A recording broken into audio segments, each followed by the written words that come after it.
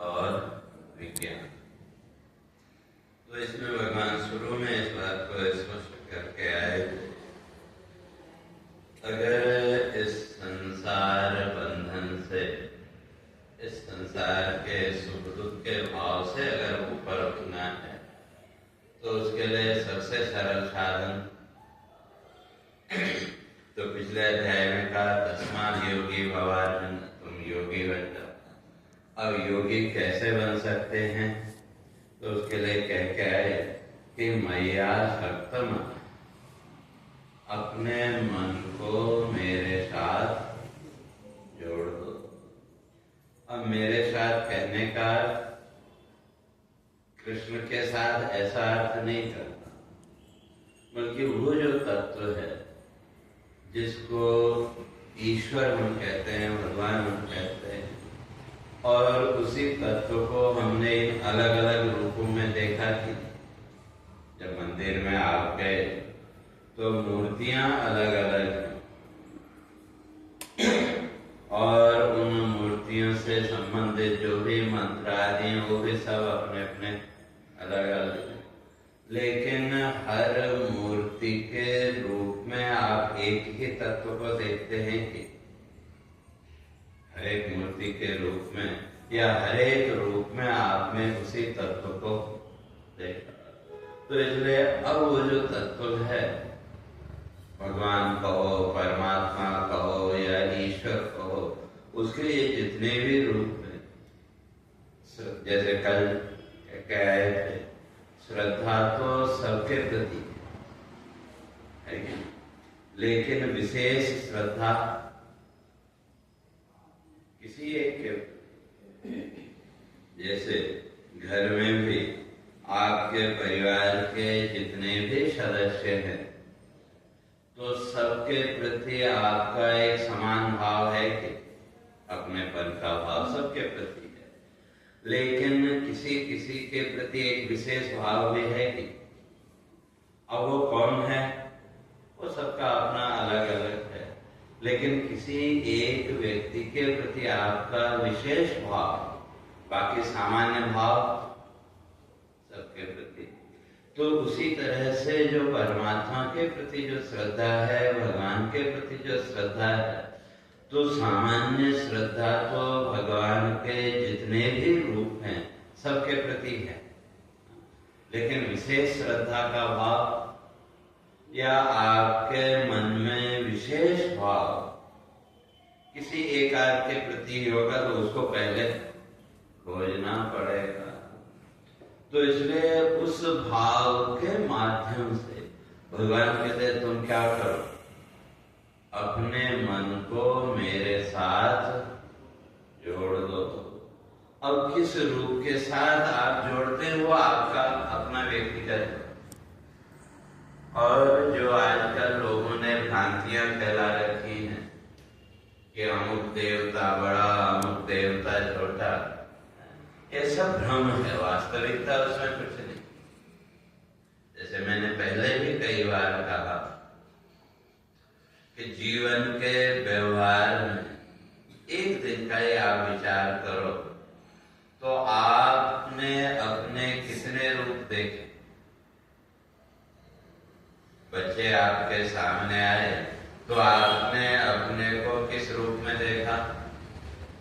माता पिता दादा दादी के रूप में देखा, और अगर माता पिता सामने आए तो बेटा बेटी के रूप में। और इस तरह से जो भी आपके संसार के व्यवहारिक जो संबंध है, तो जो व्यक्ति सामने आया उसके साथ जो भी आपका जीवन का संबंध है उसके रूप में आपने अपने को देखा कि अब सुबह से लेकर के शाम तक आपने कितने रूप अपने देखे? कई रूप देखे, और सब रूप अलग अलग। किन्हीं दो रूपों को आप मिला नहीं सकते।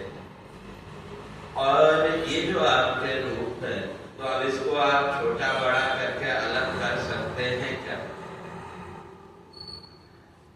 आपका कौन सा रूप बड़ा और कौन सा छोटा अलग कर सकते हैं?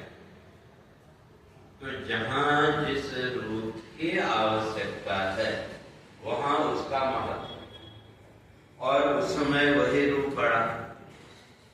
जैसे बच्चे हैं, बच्चों के लिए आपने भोजन तैयार किया, तो उस समय बच्चों की दृष्टि में आपका माँ का रूप है, और बच्चे अगर आपका वर्णन भी करेंगे तो किस रूप में करेंगे? माँ के रूप में। क्यों? उनकी दृष्टि में वही आपका रूप श्रेष्ठ है, इसलिए उनके लिए आपका सबसे श्रेष्ठ रूप कौन सा? माँ का रूप। तो इस तरह से जीवन के व्यवहार में जो भी हमारे संसार के जो भी जैसे भी संबंध है, उसके आधार पर आपके अलग अलग रूप हो गए। अब इनको आप छोटा बड़ा कर सकते हैं क्या? नहीं कर सकते। लेकिन भगवान को लेकर के हमने इतना भी विचार नहीं किया। पर वहाँ जो भ्रम फैलाने वाले हैं, वो उन्होंने कहा ये रूप बड़ा, ये छोटा, तो हम उसी में उलझ गए। और उसका कारण हमने कभी अपनी बुद्धि का उपयोग किया ही। और जब ये छोटे बड़े के चक्कर में उलझ गए तो अब कैसे मन कैसे स्थिर हो? जिस रूप के प्रति आपकी श्रद्धा थी, आपकी निष्ठा थी, आपने टीवी में या उसमें सुना भाई वो तो छोटा दूसरा बड़ा, तो अब आपका मन जो थोड़ा अभी स्थिर था अब वो डगमगाने लगा कि क्या इसको माने या उसको माने। तो इसलिए सबसे पहले तो इस भ्रम से बाहर निकलना जरूरी, और उस भ्रम से बिना विचार के, बिना चिंतन के आप बाहर नहीं निकल सकते। उसके लिए तो विचार करना पड़ेगा, स्वयं विचार करना पड़ेगा। तो जब आप इस भ्रम से बाहर निकले तो फिर जिस किसी भी रूप के प्रति आपकी श्रद्धा है, जिस किसी भी रूप के प्रति आपके मन का एक सहज भाव है, और उसके साथ आप अपने मन को जोड़ो, तो वहीं से आपको जीवन में आगे बढ़ने का मार्ग मिलेगा। और फिर कहते हैं मत परायण योगम युंजन मदाश्रय। तो अब मेरे आश्रित होकर के ही भगवान कहते हैं तुम अपनी साधना को आगे बढ़ाओ। तो अब प्रश्न उठा भी अब कैसे उस तत्व को जाने? तो उसके लिए भगवान कहते हैं कि आगे जो मैं वर्णन करूंगा इस अध्याय में वो किसके लिए? असंशयम समग्रम माम यथा ज्ञास्यसि। का संशय रहित तुम मेरे स्वरूप को कैसे जान सकते हो? इस अध्याय में का मैं उसका तुमको वर्णन करूंगा। तो इसलिए तो वो जो मैं तुमको आगे कहने वाला हूँ, वो जो ज्ञान है वो है कैसा? तो कहते हैं ज्ञानम तेहम सविज्ञानम इदम वक्ष्याम्य शेषतः यज्ञात्वा नेह भूयो अन्यत् ज्ञातव्यम अवशिष्यते। वह जो मैं तुमको बताऊंगा ये जानने के बाद फिर तुम्हारे लिए कुछ भी जानना शेष नहीं रहेगा। वैसे तो शुरू में ही भगवद गीता के महात्म्य में इस बात को स्पष्ट कर दिया कि गीता सुगीता कर्तव्या किमन्ये शास्त्र विस्तरे। कहते हैं जिसने भगवद गीता को अच्छी तरह से समझा तो क्या फिर उसको किसी दूसरे ग्रंथ या शास्त्र की जरूरत नहीं पड़ेगी।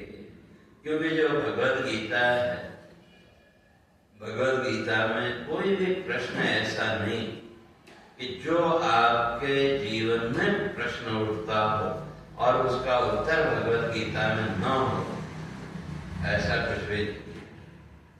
जो भी प्रश्न आपके मन में उठ सकते हैं इस संसार में, उन सारे प्रश्नों का उत्तर भगवत गीता में है, लेकिन उसके लिए तो उसको हमें भी खुद स्वयं उसको पढ़ना पड़ेगा। अब कौन सी पुस्तक पढ़नी है तो आप क्या, तो नीचे पुस्तकालय है, वहां से आपको और मिल जाएगी।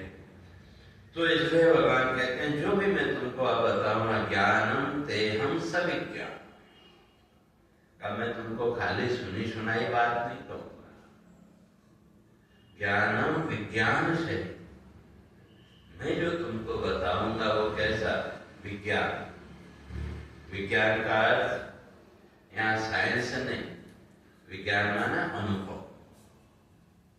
क्योंकि जो अनुभव आपका है जैसा भी है, तो संसार की सारी बातें एक तरफ और जो आपका जीवन का अनुभव है वो एक तरफ। ठीक है, संसार की दूसरी बातें हैं, लेकिन जिन चीजों का आपको अनुभव है उसमें किसी दूसरे भ्रम या दूसरी उल्टी सीधी बात को आप मानते हैं क्या? सुन लेंगे, लेकिन आप क्या करेंगे? तुम कुछ भी कहो, हमारा जो अनुभव है भाई ऐसा है, चाहे वो ईश्वर को लेकर के हो या संसार की बातों को लेकर के हो। तो इसलिए भगवान कहते हैं मैं जो तुमको जो यहाँ कहने जा रहा हूँ वो क्या है? विज्ञान, अनुभव की बात। मतलब ऐसे सुनी सुनाई बात तुमको नहीं कहूंगा, क्योंकि आजकल तो एक फैशन हो गया। तो सुनी सुनाई बात, या हमने कोई पुस्तक पढ़ ली, उसमें 4 वाक्य हमको अच्छे लगे, हमको याद हो गए, हमने याद कर लिए और जरूरत पड़ने पर सामने वाले को सुना। लेकिन हमारे जीवन में उसका अनुभव कितना हमने किया? या जैसे तो किसी के यहाँ कोई दुर्घटना हो जाए तो आप उसको सांत्वना देने जाते हैं कि तो और क्या बोलते हैं? तो ये संसार तो ऐसा ही है, होनी को कौन टाल सकता है, तरह तरह की जो बातें कहते हैं, दूसरे को समझाते भी हैं इसी तरह। और अगर हमारे घर में कोई ऐसी घटना हो जाए तब तो फिर जिसको कल आप समझा रहे थे वही आकर के आपको समझाता है कि अब बातें तो वही। तो अब ये सब क्या हो गया? सुनी सुनाई बात, इसको हमने जीवन में अनुभव नहीं किया। क्यों? अगर जो उपदेश आप सामने वाले को दे रहे थे, अगर उसको आपने अपने जीवन में उसका अगर अनुभव किया होता तो फिर सामने वाले को आपको समझाने की जरूरत पड़ती क्या? तो इसी तरह से भगवान कहते हैं यहाँ जो भी मैं कहूंगा वो सुनी सुनाई बात नहीं, बल्कि ज्ञानम तेहम सविज्ञानम इदम वक्ष्यामि शेषतः। भगवान कहते हैं मेरा जो जीवन का अनुभव है मैं उसकी बात अब तुमको बताने वाला हूँ। तो कभी अनुभव की बात क्यों? तो अभी तक अनुभव की बात नहीं कही क्या? अभी तक 6 अध्यायों की चर्चा की, तो वहां फिर अनुभव की बात नहीं कही क्या?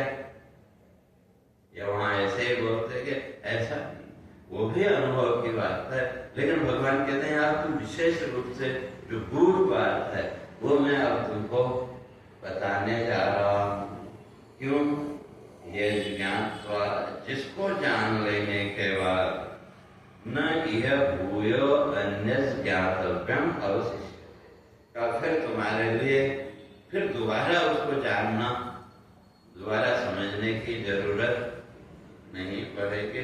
लेकिन प्रश्न यही है कि उसको समझो, केवल सुनना नहीं।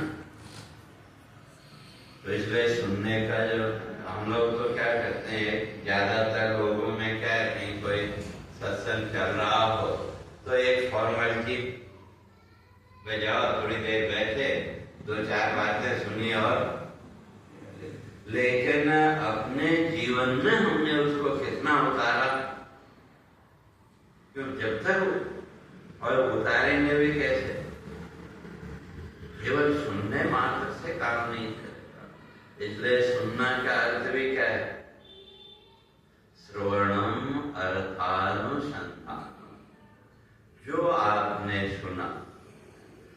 उसके पीछे छिपा हुआ जो अर्थ, उस अर्थ को खोजना।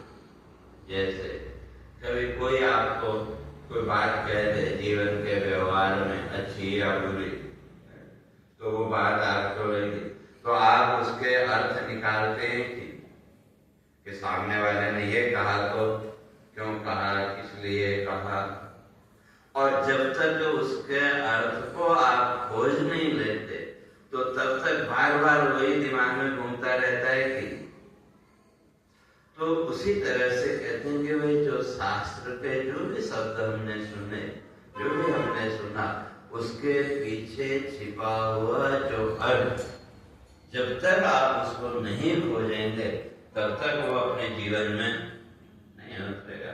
केवल शब्द हमने पकड़ लिए, उतने से काम चलने वाला नहीं है। तो इसलिए भगवान यस ज्ञात, जिसको जानने के बाद फिर न अन्यथ ज्ञातव्यम, तुम्हारे लिए फिर और कुछ जानने के लिए फिर शेष नहीं रहेगा।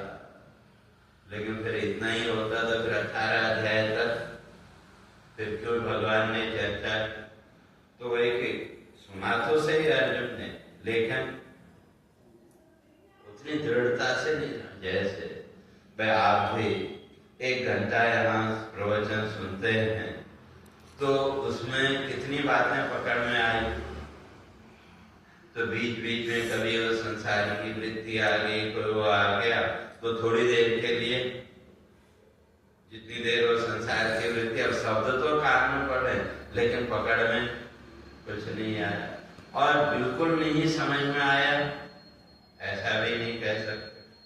कुछ समझ में आया और कुछ, और जो भी यहाँ 1 घंटा प्रवचन या 2 दिन, आज तीसरा दिन, तो 2 दिन से एक श्लोक के ऊपर ही अपनी चर्चा चल रही है।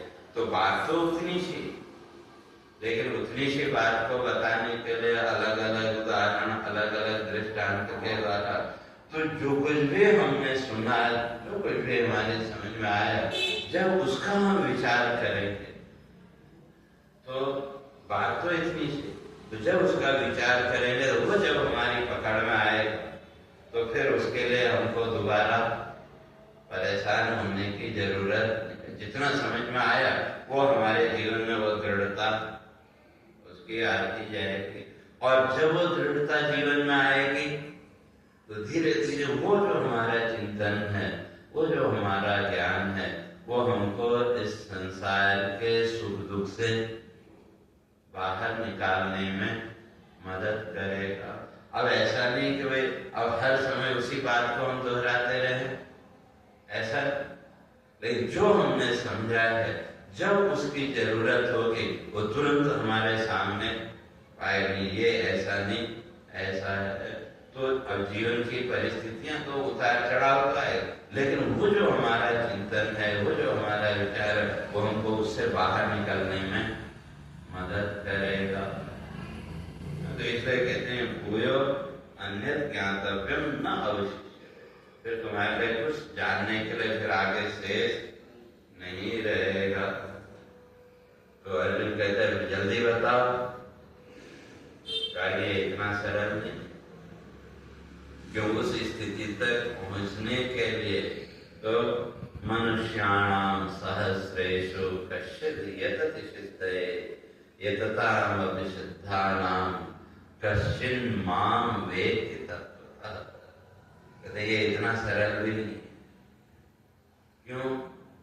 क्यों मनुष्याणाम सहस्रेषु, कहते संसार में मनुष्य तो कितने, आज अगर आबादी देखें तो कितने करोड़ है, लेकिन उसमें भी इस आत्म तत्व को या इस आत्म ज्ञान की जिज्ञासा कितने लोगों में। सीधे सीधे अगर देखें भजन कीर्तन नाच गाना या मनोरंजन अगर हो रहा हो तो वहां कितनी भीड़ लगती आप लोग, लेकिन जहां तत्व की बात हो तो वहां क्यों, उसके लिए भी पहले अपने आप को उसका अधिकारी बनाना। जो अधिकारी नहीं है या जिसके ऊपर परमात्मा की कृपा नहीं है तो उसके इसमें रुचि होगी। तो जो आत्मज्ञान है, आत्मज्ञान के प्रति रुचि, हमारे ऋषि कहते हैं बिना ईश्वर की कृपा के संभव नहीं है। तो इसलिए ईश्वर कृपा और अपनी योग, तो अगर देखें तो ईश्वर कृपा तो है। अगर देखें तो वे शांति नगर में ये स्थान बना माता जी ने, तो ये ईश्वर की कृपा है कि? तो अब ये तो है ईश्वर की कृपा। अगर इसका कोई लाभ ही न लेना चाहे तो फिर ईश्वर को तो हम दोष नहीं दे सकते। अब यहाँ तो नियमित रूप से सत्संग की प्रवृत्ति कुछ न कुछ चलता है। जो भी संत महात्मा आते हैं और अपने शारदा बहन प्रयास में भी निरंतरता बनी रहे, तो अगर देखें तो ये भी तो भगवान की कृपा है कि? तो ये सबके लिए, कोई किसी व्यक्ति विशेष के लिए नहीं। लेकिन अगर इस कृपा का कोई लाभ न ले तो उसमें फिर ईश्वर का तो दोष नहीं है। लेकिन फिर भी विशेष कृपा होने पर ही शास्त्रकार कहते हैं कि वह आत्मज्ञान, उस तत्व को जानने की रुचि व्यक्ति के अंदर आएगी। और वो भी कब आएगी? उसके लिए हमारे ऋषियों ने कहा सत्कर्म परिपाक। जब हमारे पूर्व जन्मों के पुण्य कर्म फल देने के लिए सामने आएंगे, तो क्या तब व्यक्ति के अंदर उस आत्मा को, उस तत्व को जानने की इच्छा प्रकट होगी। अब जब उस तत्व को जानने की इच्छा प्रकट होगी, तो जब इच्छा है तो फिर वो खोजेगा, कहाँ उसको मिलेगा। और जब वो विचार करेगा, चिंतन करेगा, तो अपने आप यहाँ सत्संग मंडल तक पहुंचेगा। तो इसलिए भगवान कहते हैं मनुष्याणाम सहज कश्चित यतति सिद्धे। हजारों करोड़ों मनुष्यों में कोई एकाध व्यक्ति ऐसा होता है का जो यतति सिद्धे, इस सिद्धि के लिए। तो सिद्धि का वो संसार की सिद्धि है। क्यों आजकल तो लोग सिद्धियों के पीछे भागते हैं। कहीं थोड़ा सा कोई एडवर्टाइज मिल जाए, कहीं अखबार में या टीवी में आपको न्यूज मिल जाए कि अमुक जगह एक व्यक्ति है, वे वो आशीर्वाद देते हैं, बस आपका भाग्य बदल जाएगा, ये हो जाएगा, तो उन सिद्धियों के पीछे दौड़ते हैं। लेकिन वो सांसारिक जगत की जो सिद्धियां हैं, वो सिद्धियां तो वास्तव में व्यक्ति के पतन का कारण। इसलिए जो सही अर्थों में तपस्वी हैं, जो सही अर्थों में ज्ञानी हैं, वो कभी भी अपनी सिद्धि का प्रदर्शन नहीं करते। क्योंकि आपकी सिद्धि अगर प्रदर्शन का माध्यम बन गई तो वो सिद्धि आपके पतन का कारण बन जाएगी। तो इसलिए लौकिक सिद्धियों के लिए, क्योंकि ये संसार की जो सिद्धियां हैं का ये आपको इस जन्म मृत्यु के बंधन से तो नहीं छुड़ा सकते। माना आपने सिद्धि प्राप्त कर भी ली, तो जब आप साधना करेंगे, थोड़ा ज्यादा जो कुछ भी आप करेंगे, उसके द्वारा एक शक्ति, एक एनर्जी तो आपको मिलेगी। और उस शक्ति को कहाँ लगाना है वो भी पहले बोध होना चाहिए। नहीं तो क्या है, उस शक्ति का जो अहंकार जीवन में आया तो फिर उसका प्रदर्शन कि मैं तो ये जानता हूं, मैं ये कर सकता हूं, और जहां वो जीवन में आया वो व्यक्ति के पतन का कारण बन जाएगा। जैसे मुझे एक छोटी सी कथा याद आती है। एक गांव में एक रोग आया, जैसे पीछे आया था ना कोरोना, तो इसी तरह से एक रोग, और वो जो रोग था छोटे बच्चों को उसका असर होता था। और उससे वो कि बुखार आए और 2-4 दिन में बच्चे की मृत्यु हो जाए तो बड़े लोग परेशान। और जितने भी वैद्य वगैरह थे सबने प्रयास किया, लेकिन उसकी कोई दवा नहीं ढूंढ पाए। तो रोज अब जब व्यक्ति सब ओर से असहाय हो जाता है तो फिर किसकी शरण में जाता है? या तो भगवान की शरण में, या कोई तपस्वी संत महापुरुष है तो उनकी शरण। अंत में दो ही आश्रय बचते। जब तक व्यक्ति का अपना होता है तब तक वो अपना प्रयास करता है, लेकिन जब कहीं कोई बस नहीं चले तो या तो हम किसी संत की शरण में जाते हैं या भगवान की शरण। तो अब वहां गांव से दूर जंगल में एक संत कुटिया बना के रहते। अब एक दुखी माँ अपने बच्चे को लेके वहां पहुंच गई। अब एक ही बच्चा था और पति भी उसके गुजर चुके थे, तो बच्चे को लेके वहां गई। महाराज कुछ करो उपाय, कहीं दवा नहीं है, कुछ नहीं है, कुछ हो करो। अब एक दो दिन तो संत ने टाला ऐसे, लेकिन जैसे तुलसीदास जी ने कहा, संत हृदय नवनीत सवाना। तो अब बेचारी रोज रोज आके वहां रोए, तो संत को भी थोड़ी दया आई। तो उन्होंने कहते हैं कि अपने शरीर में से खून की 2-3 बूंदें निकाली, पानी में डाली, उसको एक दे दिया, कहा कि इससे इसको शरीर में और लगा। और उस माता ने ऐसे ही किया, कहा और जा, कहा और किसी को बताना नहीं।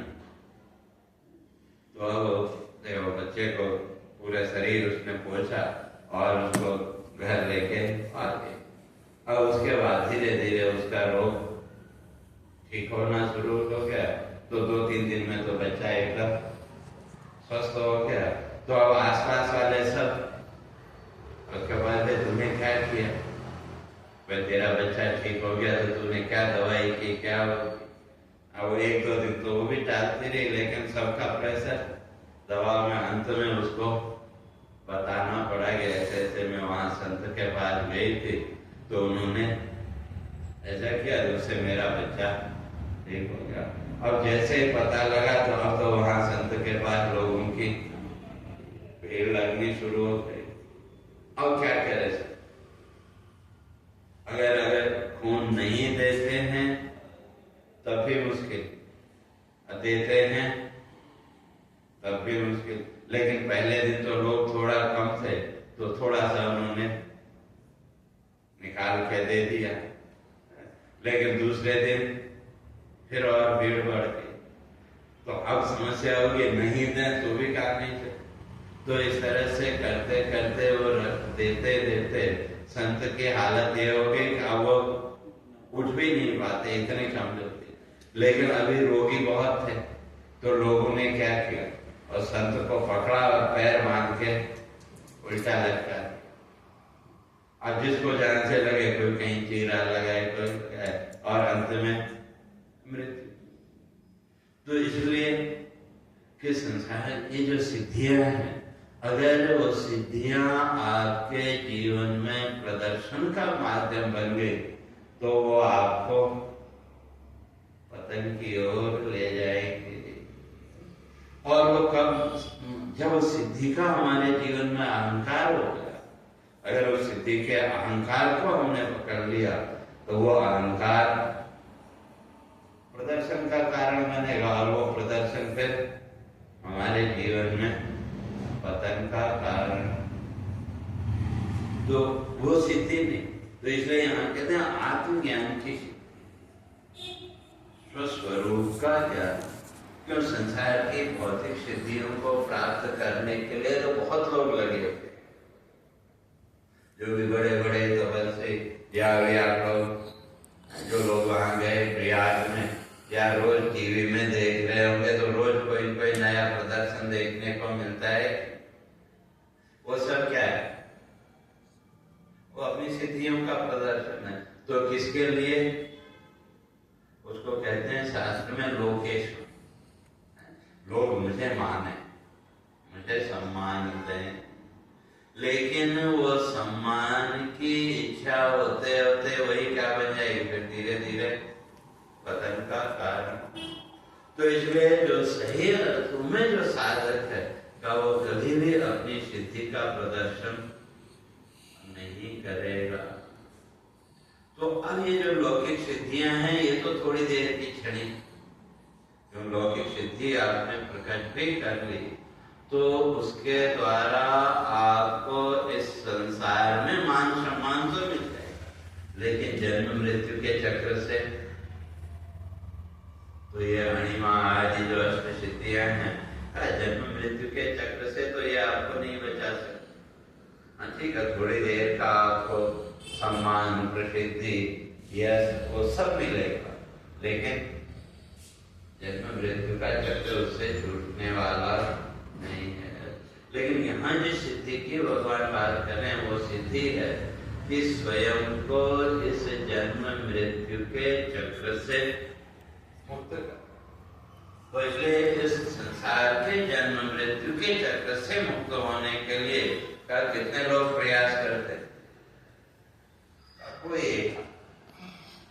और इसलिए मनुष्याणाम सहस्रेषु कश्चित् यतचित्, कोई एक अगर देखें तो बड़े बड़े संत महात्मा भी हुए, बड़े बड़े तपस्वी भी आज भी है, पहले भी थे, लेकिन उस आत्मज्ञान की ओर प्रवृत्ति उनमें भी कुछ लोग, तो ज्यादातर तो उनमें भी वो थोड़ा सिद्धि आई तो सिद्धि के द्वारा फिर वही लोकेशन। आजकल आप देखते हैं वो रोज संतों के भी आपस में वो डिबेट होती रहती है, तो वो किस लिए, जो विवाद है वो किसके लिए? वो ये दिखाने के लिए मैं भी कुछ हूं। तो एक तरह का उसको शास्त्र में दम होता कि मैं भी कुछ हूं, वो होता। तो वो बल्कि जो आत्मज्ञान के साधना में जो लगा हुआ है, उसको इन सब चीजों से कुछ लेना देना, क्योंकि ये सब चीजें तो क्षणिक, ठीक है, थोड़ी देर के लिए मान प्रतिष्ठा सब मिल जाएगी, लेकिन जन्म मृत्यु के चक्र से तो ये नहीं बचा सकते। तो उस सिद्धि को प्राप्त करना है, जो सिद्धि हमको इस संसार के जन्म मृत्यु के बंधन से मुक्त करते, कहते हैं उसके लिए मनुष्याणाम सहस्रेषु कश्चित्, हजारों में कोई एकाध उसके लिए प्रयास करता है। और जो प्रयास करने वाले हैं ये तताम अपिसिद्धानाम कश्चिन् माम वेत्ति तत्त्वतः, तो अब वो जो साधना कर रहे हैं, वो साधना करने वालों में भी का कश्चिन् माम वेत्ति, का मेरे तक तो कोई एक आध ही पहुंच पाता है। क्यों?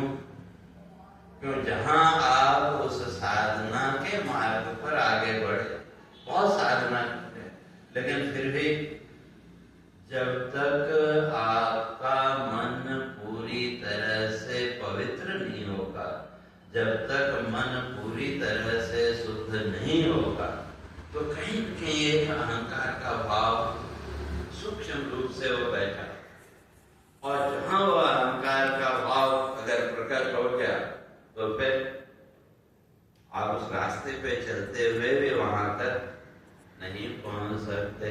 तो कैसे? तो उसके लिए एक बड़ा सुंदर उदाहरण, एक बार नारद जी इस मृत्यु लोक में आए, तो दो बड़े तपस्वी तो तपस्या कर रहे थे। नारद जी गए उनके पास, कहा कि मैं जा रहा हूँ वैकुंठ लोक भगवान विष्णु से मिलने, कहा अगर तुम्हारी कोई इच्छा हो तो बताओ। तो जो पहला जो तपस्वी था तो उसने कहा भी और तो कोई इच्छा नहीं है, पर मैं ये साधना कर रहा हूँ, वो भगवान से खाली इतना पूछ लेना कि वे अभी और कितने मुझे तपस्या करनी पड़ेगी कि मुझे भगवान का दर्शन हो। तो नारद जी ने कहा और कुछ का नहीं, और कोई, उन्हें खाली मैं ही जानना चाहता हूँ कि वे भगवान कब मुझे दर्शन देंगे। तो नारद जी आगे बढ़े, थोड़ी दूर आगे एक दूसरा तपस्वी, वो भी तपस्या कर रहे थे, उनसे पूछा कि मैं वैकुंठ लोक जा रहा हूँ, तो भाई अगर कुछ आपका संदेश हो भगवान के पास तो उन्होंने कहा कि बस मैं भी ये जानना चाहता हूँ कि वे मुझे अभी कितनी और साधना ये करनी पड़ेगी कि वे मुझे कब भगवान का दर्शन होगा। तो नारद जी ने कहा ठीक है, तो चल पड़े। और जब वैकुंठ गए तो भगवान से पूछा कि मैं अभी फिर मुझे उनका जवाब देने जाना है, तो वे आप भी उत्तर दे सकते हो। तो नारद जी से भगवान ने कहा भाई जो पहले तपस्वी के पास तुम गए थे तो उसका उत्तर तो ये है कि वे जैसे तुम अभी तपस्या कर रहे थे, कहा ऐसी ही तपस्या तुमको अभी और 7 जन्मों तक करनी पड़े, तब मैं दर्शन दूंगा। और कहा दूसरे का उत्तर ये है कि वे वो जिस पेड़ के नीचे बैठ के तपस्या कर रहा है, उस पेड़ में जितने पत्ते हैं का उतने जन्मों तक उसको अभी तपस्या करनी पड़े। दोनों का उत्तर अरे। तो अब नारद जी आए तो पहला जो तपस्वी उसके यहाँ पहुंचे, तो कहा नारद जी आएगा, कहा फिर भगवान ने क्या बताया? तो नारद जी ने कहा कि वे अभी जो तुम तपस्या कर रहे हो ऐसे ही तपस्या तुमको 7 जन्मों तक करनी पड़ेगी। जहाँ ये सुनना था तो वो जो तपस्वी था तो उसका अहंकार एकदम अभी और 7 जन्मों तक करना पड़े, इतने समय से करना, इसलिए वो क्रोध में आकर के सब, तो इससे तो अच्छा है बस संसार का सुख भोगूं, तो क्यों इतनी तपस्या की? इसलिए वो तो एकदम गुस्सा होकर के नारद जी को भी 2-4 उल्टे सीधे शब्द कहे और वो छोड़ के चला गया। अब जो है तो नारद जी उसका वो रौद्र रूप देख करके मन में डर भी लगा, कहा इसको तो 7 जन्मों की बात थी, और उसके लिए तो भगवान ने कहा कि उस पेड़ में जितने पत्ते तो फिर भी संदेश तो देना। तो दूसरे तपस्वी के पास डरते डरते नारद जी पहुंचे, तो उसने बड़े सम्मान से नारद जी को बैठाया, स्वागत किया, कहा वे भगवान का क्या संदेश है? तो डरते डरते नारद जी ने कहा भगवान ने ऐसा कहा कि इस पेड़ में जितने पत्ते हैं अभी इतने जन्मों तक तुमको तपस्या करनी पड़ेगी। तो इतना सुनते ही वो जो तपस्वी था, कहते हैं वो तो एकदम नाचने लगा। अब नारद जी को आश्चर्य हुआ कि वे पहले को कहा उसको तो केवल 7 जन्मों की बात, और ये तो कितने जन्म हैं, लेकिन मैं नाचता तो उसको कहा तुम नाच क्यों रहे हो? कहा पिछले तपस्वी को तो मैंने ऐसा कहा तो एकदम गुस्सा हो गया। तो कहा नाच इसलिए रहा हूं कि भगवान ने कम से कम निश्चय तो कर लिया, तो इतने जन्मों के बाद भी वे मुझे दर्शन देंगे, ये निश्चय तो भगवान ने कर लिया, तो पक्का हो गया इतने जन्मों के बाद तो दर्शन और मिलेगा ही। तो कहते हैं उसी समय वहां भगवान प्रकट हुए और उन्होंने वो दर्शन दिया। तो कहने का अर्थ है कि वे जो साधना कर रहे हैं उस साधना में भी उस अंतिम वहां तक भगवान कहते हैं कश्चित ये ताम अपि सिद्धानाम कश्चित माम वेत्ति तत्। वो जो साधना कर रहे हैं उनमें भी मेरे तक तो कोई एक आदि पहुंच सकता है, और वो वही पहुंच सकता है जिसके अंदर ईश्वर प्राप्ति का दृढ़ भाव। तो अगर मन में संशय है, ठीक है आप वो करते हैं, लेकिन अगर मन में डाउट आया तो जो भी कार्य आप कर रहे हैं वो पीछे छूट जाता है। कि ऐसे सीधे सीधे अगर कहें वे आप रोज जो कुछ भी पूजा पाठ आदि जो कुछ भी आप करते हैं बड़ी निष्ठा से बड़ी श्रद्धा से आप करते हैं, लेकिन कभी कभी जब ये संसार भाव ज्यादा ताकतवर हो गया तो उस दिन वो छूट जाता है।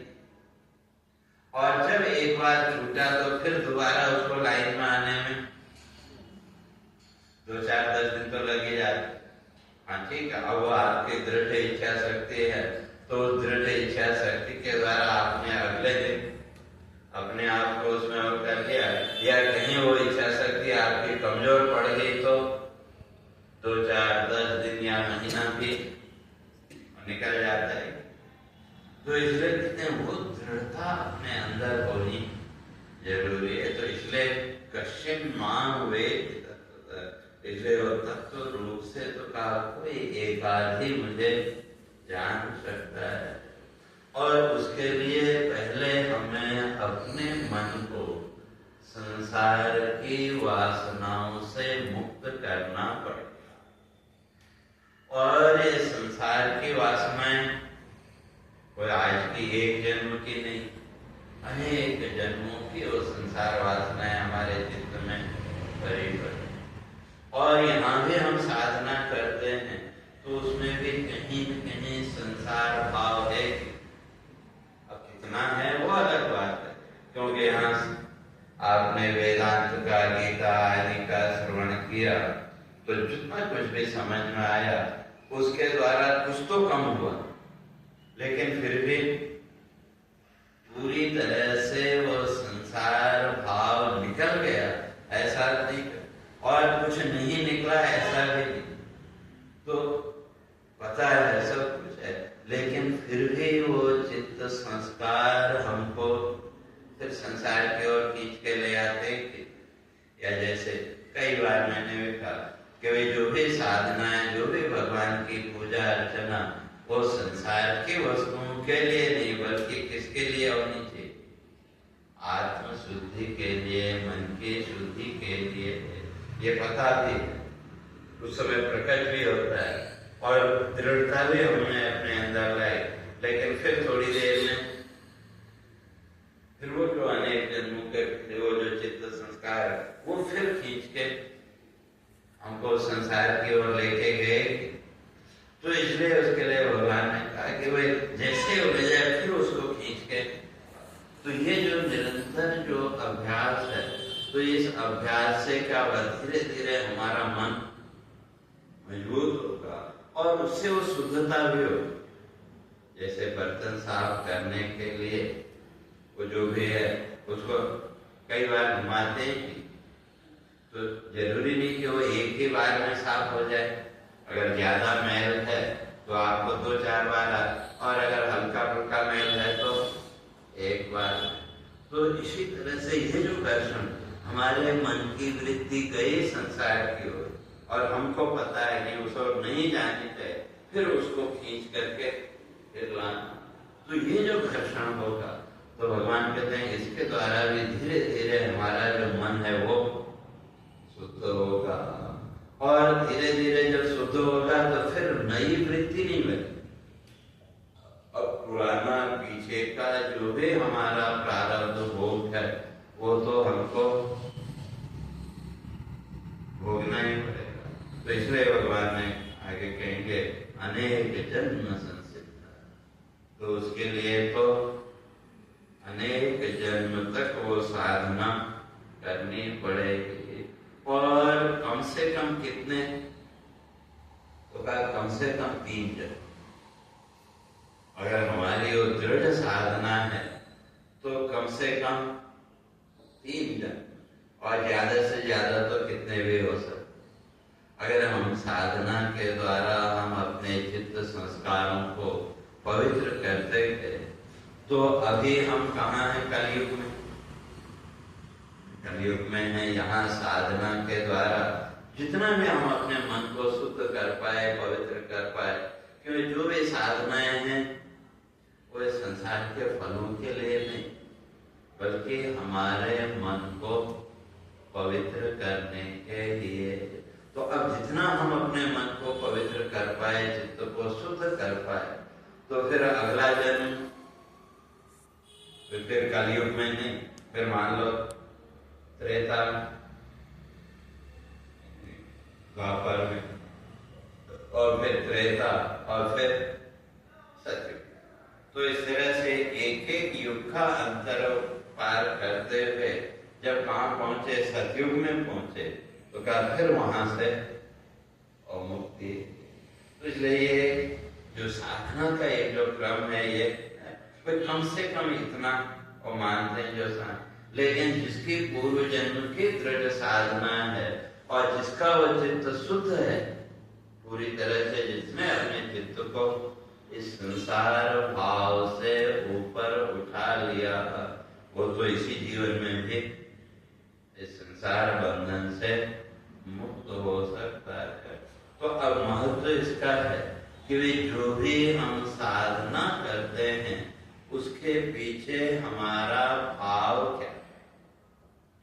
अगर मुक्ति के भाव से, मोक्ष के भाव से साधना कर रहे हैं तो धीरे धीरे वो भाव हमारा मजबूत होता जाएगा, और अगर संसार भाव है तो वो भाव हृदय में दृढ़ होगा, मजबूत होगा।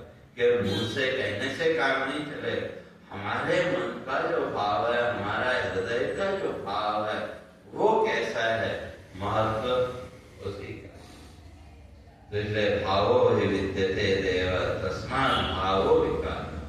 इसलिए जो कुछ भी जीवन में हमको मिलता है उसके पीछे हमारे मन का जो भाव है वो भाव ही महत्वपूर्ण है। और अगर संसार भाव दृढ़ है, मान लो भगवान प्रकट भी हो गए तब भी वहां मोक्ष नहीं मांगते, वहां संसार की वृत्तियां ही वहां प्रमुख रहेंगी। तो इसलिए वहां कहते हैं कि भैया मेरे परायण होकर के भगवान कहते हैं कि कश्चित माम यथति, कोई एकाध मेरी स्थिति के लिए प्रयत्न करता और उनमें भी यतताम अपि सिद्धानां कश्चिन माम वेत्ति तत्त्वतः, कोई मुझे तत्व रूप से कोई एकाध जानता। तो कहते जाने तो फिर आपको जाने कैसे, कह तो दिया कि मुझे, तो अब हमने तो वही मूर्ति आदि उसी रूप में आपको देख माना।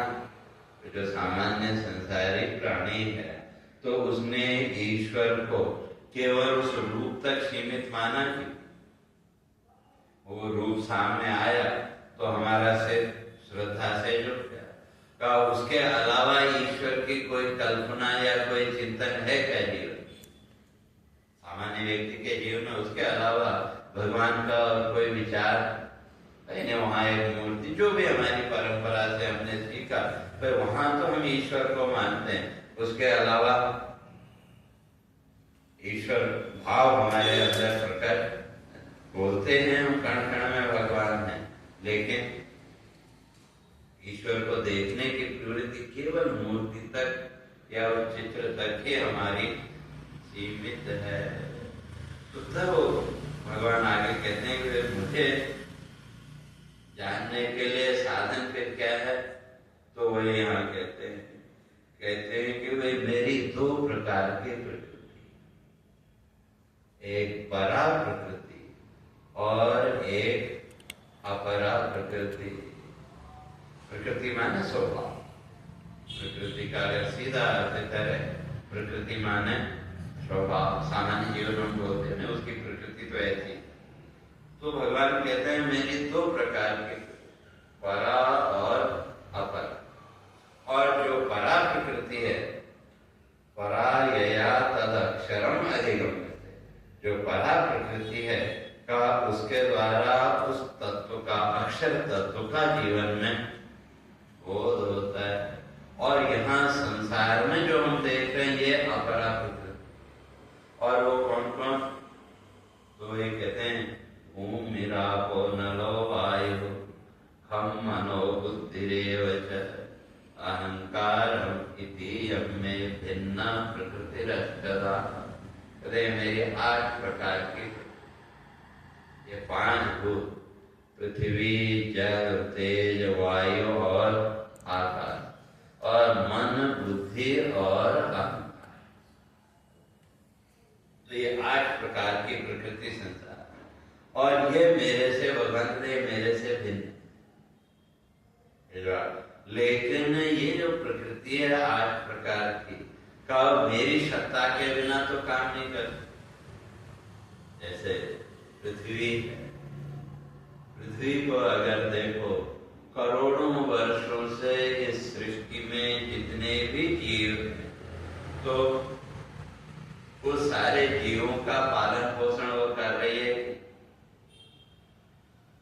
जितने भी जीव, या देखो भाई एक समय यहाँ था इंडिया में अनाज कम था तो बाहर से मंगाना पड़ता था, और आज वे बाहर भी भेज रहे हैं।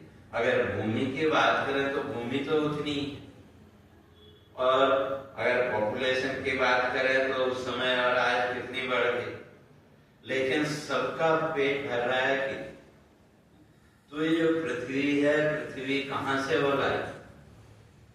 और अगर पृथ्वी को देखें तो पृथ्वी को बाहर से क्या मिला? केवल सूर्य की किरणों के अतिरिक्त और बाहर से कुछ नहीं मिला। लेकिन फिर भी तो पृथ्वी सबका पालन पोषण कर रही है। या देख लो, आप गमले में पौधा लगाते हैं और उसमें मिट्टी भी आप डालते हैं और धीरे धीरे पौधा बड़ा हुआ, तो आप कभी प्रयोग करके देखो, पौधा जब बड़ा हो गया फिर मिट्टी डालने से पहले उस मिट्टी का भी वजन करो। और छोटा पौधा आपने लगाया, फिर बड़ा होने के बाद उस पौधे को आपने निकाला, मिट्टी को हटाया, तो लेकिन पौधे का वजन अलग, लेकिन मिट्टी का जो वजन था वो उतने का उतना ही, उसमें कोई अंतर नहीं। तो ये सब कहां से उसमें आए? तो कोई कोई शक्ति उसके पीछे बैठी है कि, तो वो शक्ति किसकी? अब चाहे उसे परमात्मा कहो, ईश्वर कहो या भगवान कहो, तो इसलिए भगवान कहते हैं ये सब जड़ प्रकृति है, लेकिन मेरी सत्ता से ये चेतन से प्रतीत होते हैं। तो इसलिए ये प्रकृति भी किसकी है? मेरी। का वहां भी जो भी गुण आदि प्रकट हो रहे हैं वो उस मेरी चेतना के द्वारा ही प्रकट हो रहे हैं। और जो परा प्रकृति है, का ये एकदम धारते जगत, और वो जो परा प्रकृति है, का उसी परा प्रकृति ने इस संपूर्ण जगत को धारण करके रखा है। तो कैसे? तो उसकी चर्चा है।